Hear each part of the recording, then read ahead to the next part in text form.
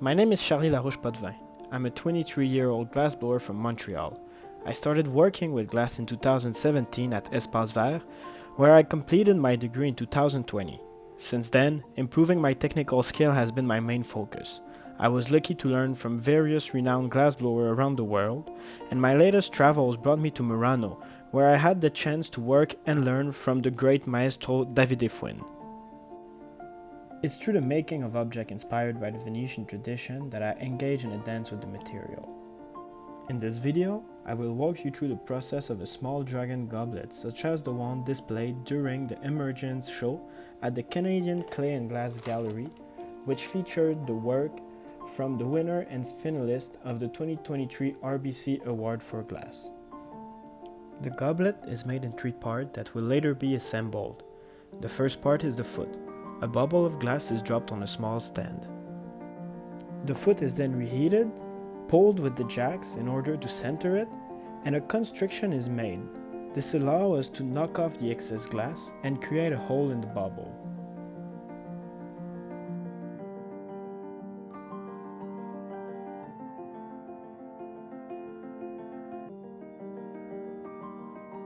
After a reheat, the lip of the foot is folded and, using the jacks, the foot is opened into a disc.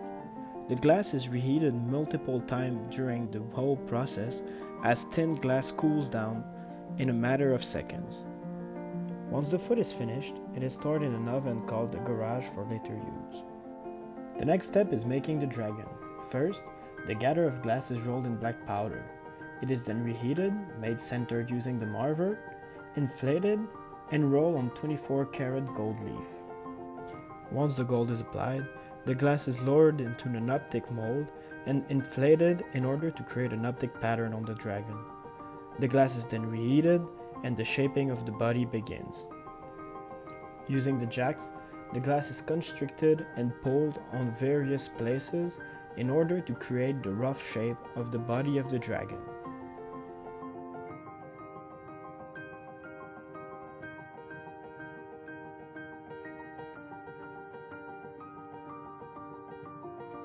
Once the body is shaped, a thread of glass is wrapped around the dragon to create a scale-like pattern.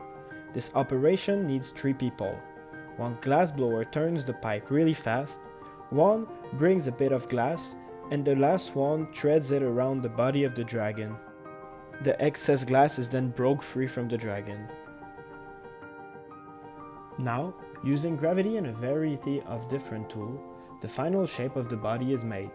Many different dragon shapes are possible to make, and so different moves are used to achieve the wanted result.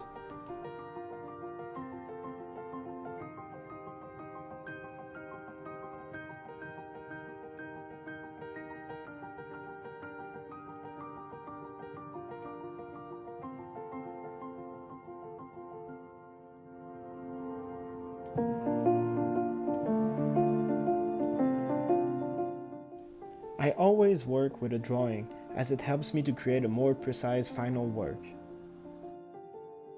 Once the body is done, it's time for a multitude of small bits of glass that will define all the body parts of the dragon. First, the bit for the head is cut, the 2 horns are pulled, eyes sockets are marked, and the 2 small eyes are applied.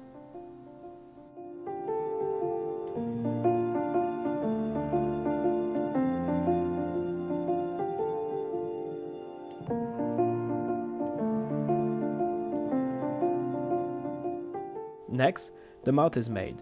The glass is cut off, and using the tweezers and a combination of fast and precise movements, the shape is given to the glass.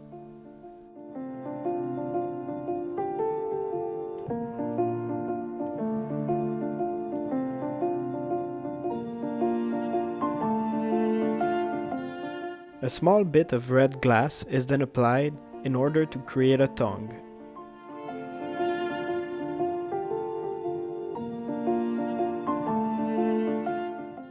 The dragon is then reheated, and using the tweezers, the tongue is dragged to stick to the body in order to give the dragon its final shape.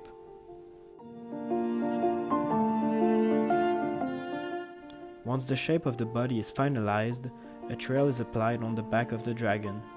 It is then cut free using the shears and shaped using the textured crimps.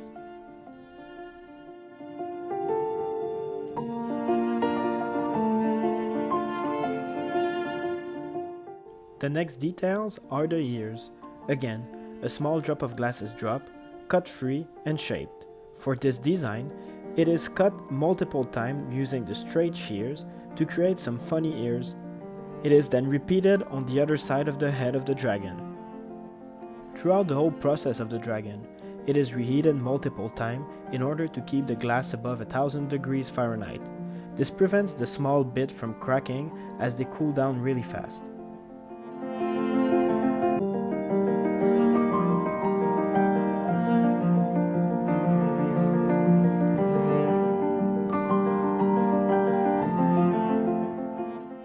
The last detail on this dragon are the wings.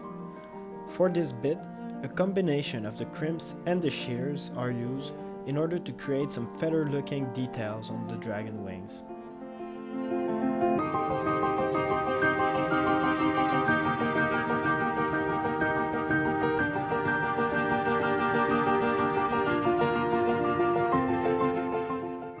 Once the first wing is finished, the second one is applied on the other side of the dragon body and shaped. The dragon is then put away in the garage next to the foot for later use.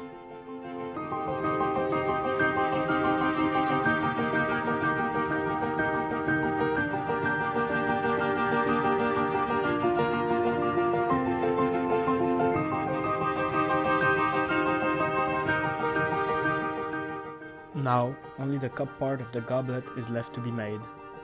Firstly, the glass is made concentrical with the blowpipe using the marver, and a bubble is inserted in the glass.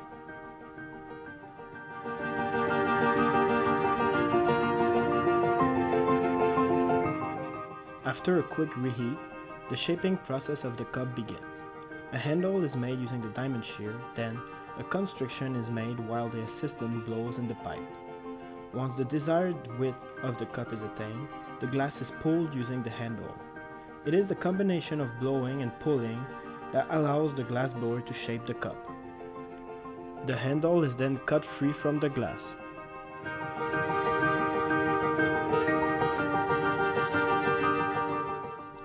Here is an example of me making a different shape. The process is highly similar.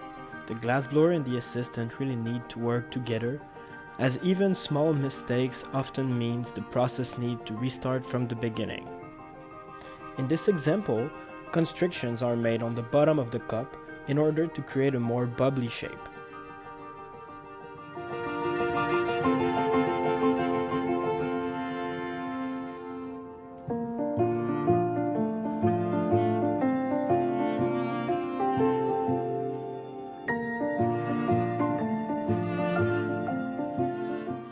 Once the shape is finished, the cup is transferred on a punty, which is a metal rod with glass on its tip. This allows the glass blower to work on the top part of the cup. After the top is reheated, the cup is opened to a diameter of about an inch, and the soffietta is used to inflate the cup a little further. After another reheat, the cup is opened all the way using the jack. It is worked from the inside and the outside in order to make the shape perfect. While the opening of the cup is being finished, the assistant creates a punty in order to pick up the dragon in the garage. The cup is then transferred on an inside punty and the assembly process begins.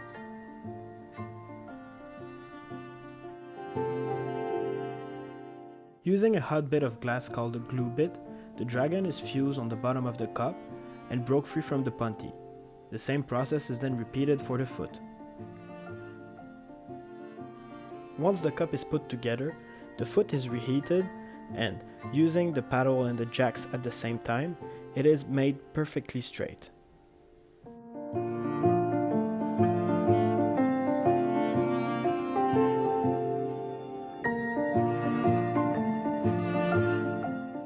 The assistant then brings over the forks, in which the cup is broke free from the punty. The cup is then placed in an annealer for slow cooling overnight. This prevents stress to create in the glass. It will be ready on the next day.